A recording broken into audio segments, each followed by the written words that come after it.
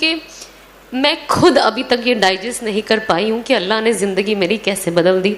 बस अल्लाह इस्तिकामत दे और आखिरी दम तक हिदायत पे रखे और हिदायत पे मौत दे। तो मैंने अल्लाह से मांगा कि अल्लाह मुझे हिदायत दे दे और मुझे इस हराम से बचा ले और मुझे हलाल पे डाल दे। मुझे नहीं पता मैं क्या करूं। अगर मैं ये काम छोड़ूं तो मैं करूं क्या? मुझे तो कुछ आता भी नहीं है, जॉब पे तो मैं जा नहीं सकती, तो मैं क्या करूं? उसके बाद मैंने अनफॉर्चुनेटली दुनिया ऐसी है ना, ये बहुत सैड चीज़ है जो मैंने शादी के बाद भी बहुत एक्सपीरियंस किया है लोगों के ज़रिए, बट मैं अदरवाइज़ आपको एक्सपीरियंस बताऊंगी कि लोग कहते हैं, जो लोग थोड़े बेचारे गुमराह हो जाते हैं और जो थोड़े ज़्यादा हो जाते हैं मेरे जैसे, वो कहते हैं सब छोड़ दो, सब छोड़ दो, हिदायत पे आ जाओ, सही रास्ते पे आ जाओ, सही रास्ते पे आ जाओ, और ये तो फहाशी है और गैर महरमों के साथ ऐसे काम करना बेशक गलत है। बट जब इंसान सुधरना चाहता है और अपनी ज़िंदगी सही करना चाहता है तो फिर वो उनके ऊपर अपने तानों की बारिश कर देते हैं कि इंसान उल्टा पैर भाग जाए, कि भले मैं सीधा हो जाऊं लेकिन मुझे लोगों को नहीं बताना है कि यार मैंने अल्लाह ने मुझे हिदायत की तौफीक दी, क्योंकि लोग मेरा मजाक बना रहे हैं और शायद इनकी वजह से ऐसा ना हो कि मैं वापस जहाँ से आई हूँ मैं वहाँ चली जाऊँ।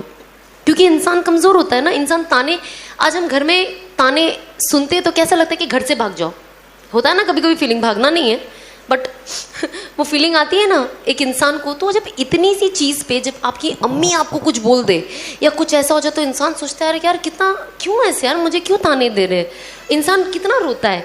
तो आप सोचो जो इंसान चेंज होकर आता है, जब उसके लिए ये सब बोला जाता है तो वो चीज़ लेना, एक्सेप्ट करना बहुत मुश्किल हो जाता है। और बहुत, क्योंकि वो ऑलरेडी इतना इमोशनल होता है कि आप उसको कुछ भी बोलो उसका इमोशन इनटू 10 टाइम्स बढ़ जाता है। तो सब तो कहते हैं छोड़ दो, छोड़ दो, सही रास्ते पे, सही रास्ते पे। पर जब इंसान अगर वो लड़की है ख़ास तौर पे, अगर वो चीज़ें छोड़ देती, सही रास्ते पे आ जाती है, तो कोई दीनी घर उसे अपना बेटा नहीं देता। तो जब आप अपना बेटा नहीं दोगे तो अगर वो लड़की सही रास्ते पे आके सही चीज़ अपनाना चाहेगी तो वो उसमें आगे कैसे बढ़े? हम जब ये बात आती है ना कुर्बानियों की, और जब हम हदीसें पढ़ते हैं तो हम ना ये सारे एग्जाम्पल्स लोगों को तो बहुत अच्छे से दे देते हैं, बट जब वो अपने पे आती है ना तो हम वो करना पसंद नहीं करते। इसीलिए मैं मेरे हस्बैंड की बहुत ज़्यादा शुक्रगुजार हूँ और साथ ही साथ मेरे सास ससुर की, कि जो ये सारा सिचुएशन देखकर मुझे खुशी खुशी एक्सेप्ट किए। मेरे हस्बैंड ने एक इतना बड़ा स्टेप लिए, क्योंकि होता ना जो इंसान आलिम होता है तो उनके जो सराउंडिंग वाले होते हैं वो उनका दिमाग, कुछ लोग, नॉट ऑल, कुछ लोग ऐसा दिमाग में फितूर बिठा देते कि सामने वाला जो कुछ करना भी चाहता है तो उसे नहीं करने देते, क्योंकि उसको इतना डाउटफुल कर देते हैं कि आप तो इससे शादी कर रहे हो, ये टिकेगी कि नहीं। मतलब मेरी निकाह पे तो ऐसी ऐसी बातें उठी थी, मैं टिकूंगी कि नहीं, शादी मेरी 6 महीने भी नहीं टिकेगी और मैं वापस वही हो जाऊंगी जो मैं थी। और मैं अल्लाह को यही कहती थी कि अल्लाह मुझे सब्र दे और इन सबको दिखा दे कि ये लोग कितने गलत हैं। और शायद जब वक्त जाएगा और लोग देखेंगे तो शायद अपना नज़रिया बदले। मुझे जो चीज़ से मैं गुजर रही हूँ अभी, और जो तकलीफ़ चीज़ें सुनकर मुझे हो रही है, लेकिन मेरे कुछ चीज़ को लोगों तक ऐसे पहुँचा कि मेरे बाद आने वाली लड़कियों के लिए आसानी कर दे, ताकि मेरे जैसी जो और लड़कियां हैं वो अपनी ज़िंदगी का रुख बदले। और अनस को देखकर जो लड़के हैं वो ये करने के लिए आगे बढ़े कि हमें लाया गया, हमें बातों के लिए तो ना लाया गया है। मैं तो यहाँ बैठ के बड़ी बड़ी बातें कर सकती हूँ, बड़ी बड़ी बातें कर सकती हूँ, लेकिन अगर मैं वो अमल नहीं करती हूँ तो कोई पॉइंट ही नहीं है।